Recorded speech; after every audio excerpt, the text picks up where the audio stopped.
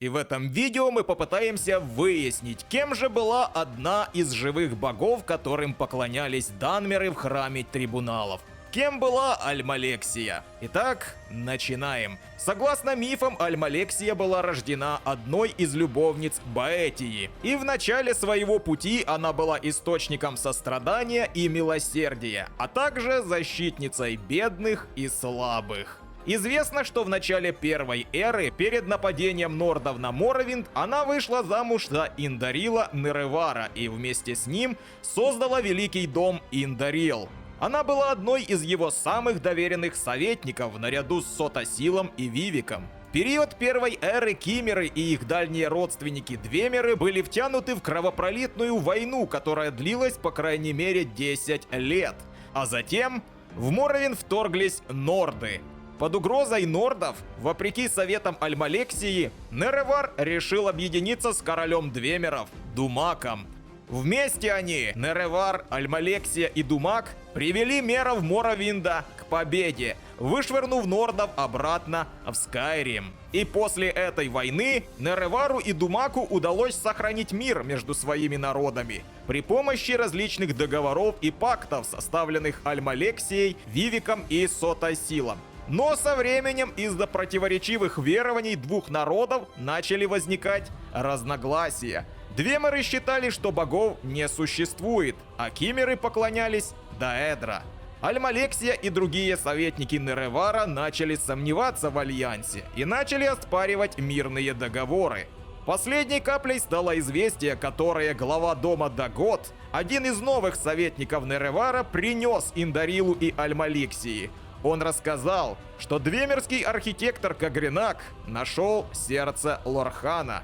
Кагринак также узнал способ использовать его силу для создания собственных богов. Неревар и Альмалексия встревожились и начали относиться с подозрением к Думаку и Кагринаку. Трибунал начал упрекать Неревара за его решение создать союз и за то, что после победы над нордами он не возобновил войну с Двемерами. Они также упрекнули Неревара за его уверенность в том, что Двемеры будут соблюдать условия соглашений. Однако он настоял на своем и отказался идти войной на Двемеров.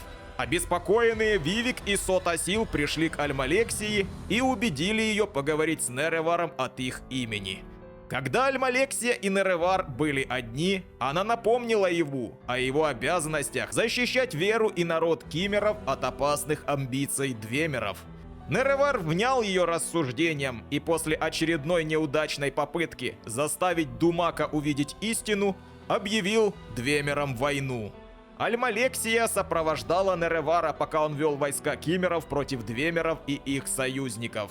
Неревар, его королева и его советники разработали хитроумный план, который должен был выманить основные силы Двемеров из их неприступных крепостей на Красной горе.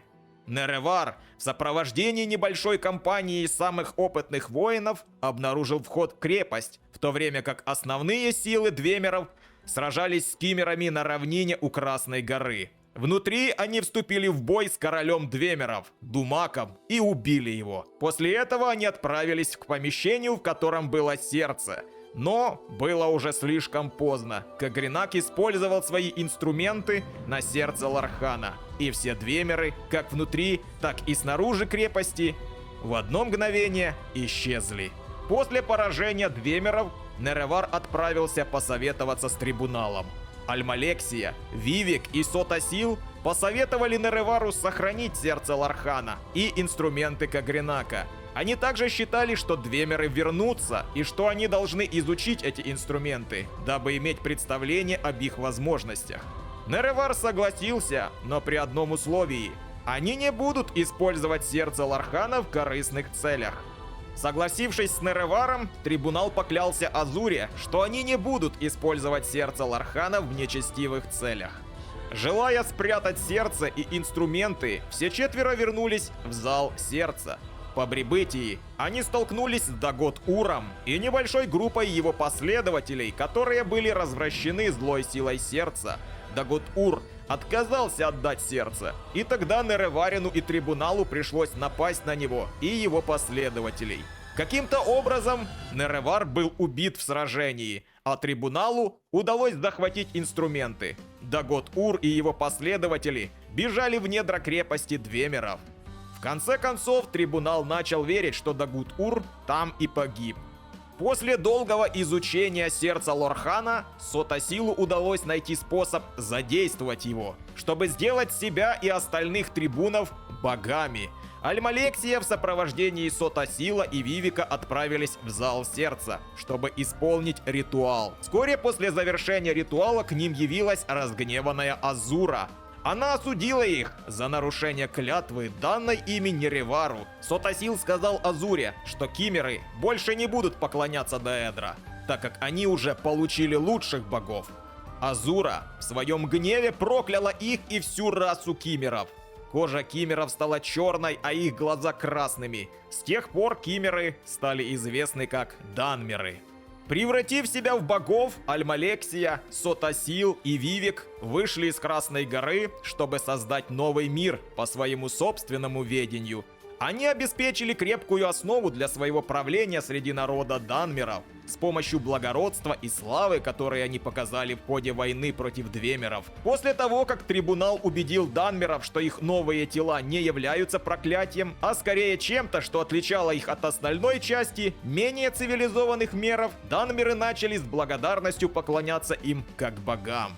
На протяжении многих лет после войны Первого Совета Альмалексия и другие члены трибунала начали создавать обычаи и учреждения для их нового общества, в том числе религиозный институт – храм трибунала, который будет наблюдать за поклонением Данмеров трибуналу. И, наконец-то, Моровинд познал мир. В первый раз за последние тысячелетия. Их правление принесло мир, справедливость и процветание некогда бесплодной земле. Однако мир не продлился долго. С помощью своих армий Деэдра Мирунес Дагон вторгся в центральный район Моровинда. Дагон напал на столицу Моровинда, Морнхолд, и устроил одно из самых кровавых массовых убийств и самое страшное разрушение в истории. Альмалексия и Сотасил вступили в бой с Мирунесом Дагоном, и объединив свои богоподобные силы, они победили и изгнали Дагона обратно в Обливион. Тем не менее, Морнхолд был полностью разрушен. Под руководством Альмалексии новый город был построен прямо на руинах старого, а его пригороды были переименованы в честь Альмалексии. После освобождения Морнхолда от деэдрических сил во главе с Мирунесом Дагоном, храм-трибунал продолжил расширять свою власть. Но их планы были прерваны внезапным появлением новой силы – Сиродильской империи, созданной коловианским военачальником Реманом I.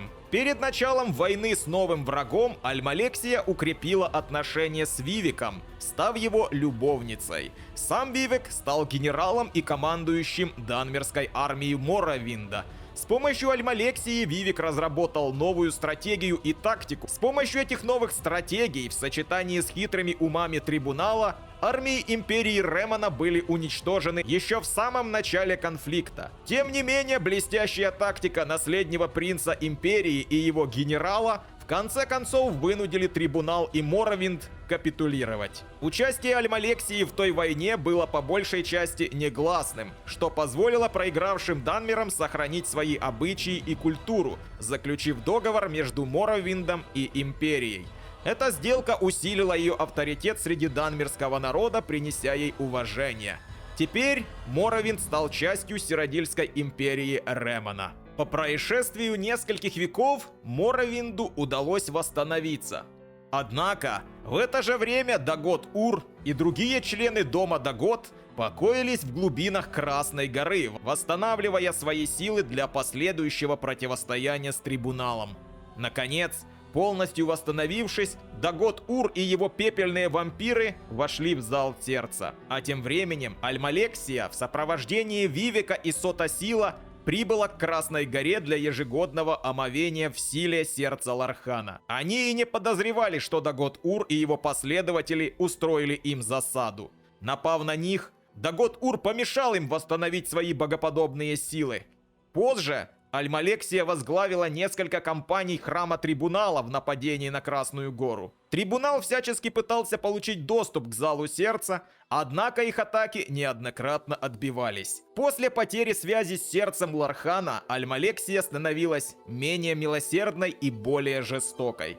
В конечном счете, постепенная потеря силы привела ее к паранойе и одержимости возвращения былой славы любой ценой.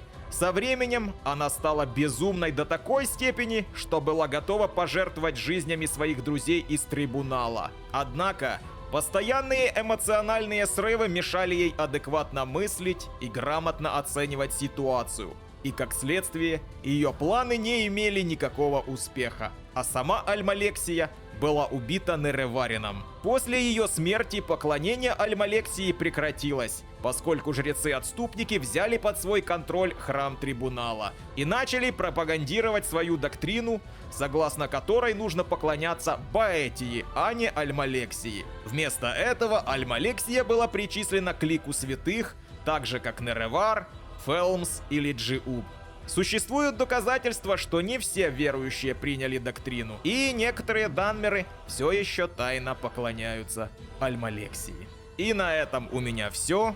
Если вам есть что еще добавить, пишите об этом в комментариях, ребятушки. А я с вами прощаюсь. До следующего раза. Пока.